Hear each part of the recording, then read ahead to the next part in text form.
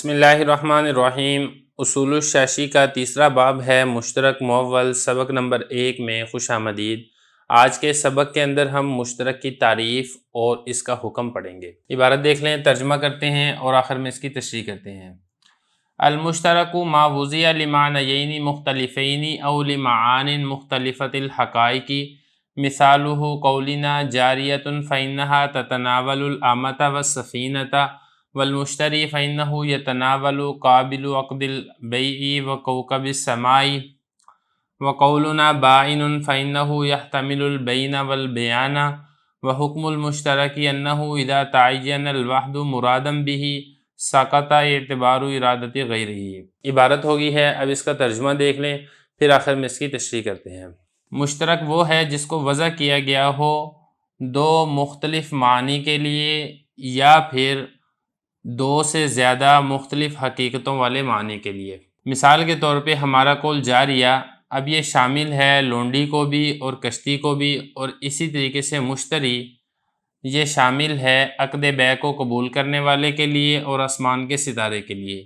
اور ہمارا قول بائن یہ احتمال رکھتا ہے جدائیگی کا بھی اور وضاحت کا بھی، اور مشترک کا حکم یہ ہے کہ جب ایک معنی مرادی طور پر متعین ہو جائے تو دوسرے معنی کا ارادہ کرنے کا اعتبار کرنا ساقط ہو جاتا ہے۔ عبارت ہوگی ہے، ترجمہ ہو چکا ہے، اب چلتے ہیں اس کی تشریح کی طرف۔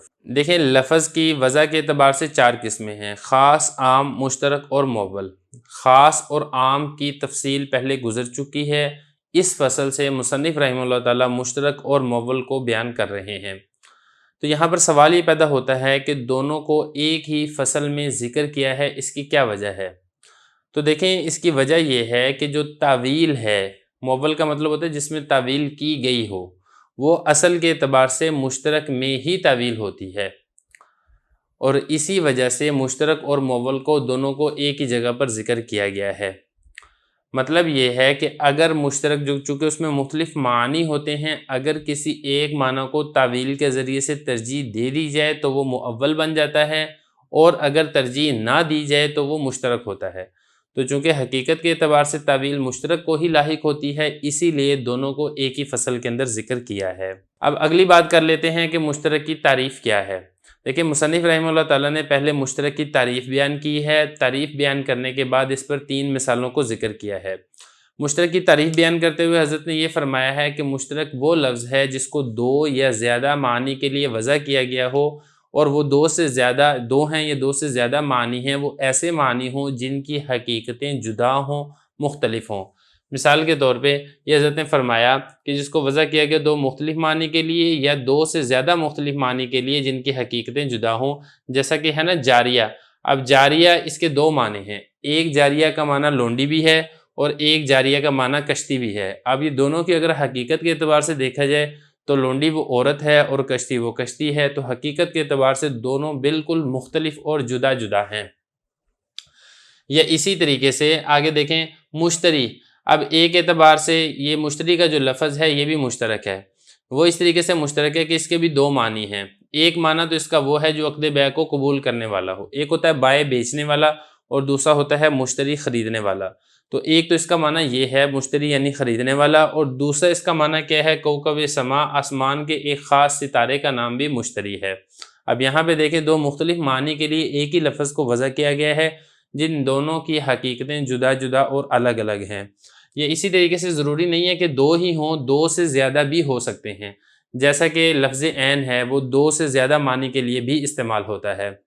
یا اسی طریقے سے ایک اور حضرت نے مثال بیان کی ہے مشترک کی، وہ ہے لفظ بائن۔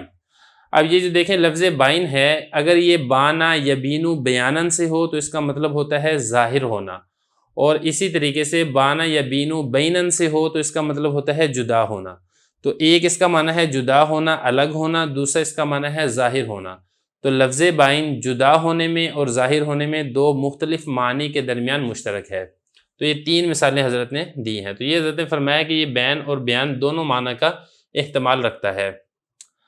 اب اس کے بعد یہ تو ہو گیا مشترک کی تعریف، یہاں سے وہ حکم المشترک، مشترک کا حکم کیا ہے؟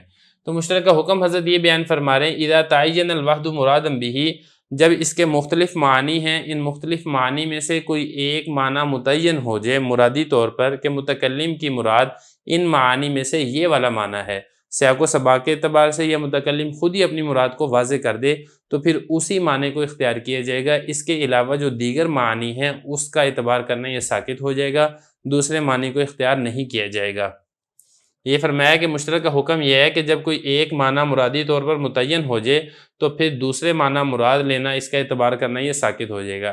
جیسا کہ مثال کے طور پہ یہ مشتری ہے، اب یہ مشتری کے بارے میں اگر آپ دیکھیں گے، اگر کوئی بیع ہو رہی ہے، ایک آدمی خرید رہا ہے، ایک آدمی بیچ رہا ہے، تو اب ظاہر بات ہے کہ یہاں پر جو مشتری ہے یہ خریدنے والے معنی کے اندر ہی استعمال ہوگا، یہ یہاں پر آسمان کے ستارے کے معنی کے اندر استعمال نہیں ہوگا۔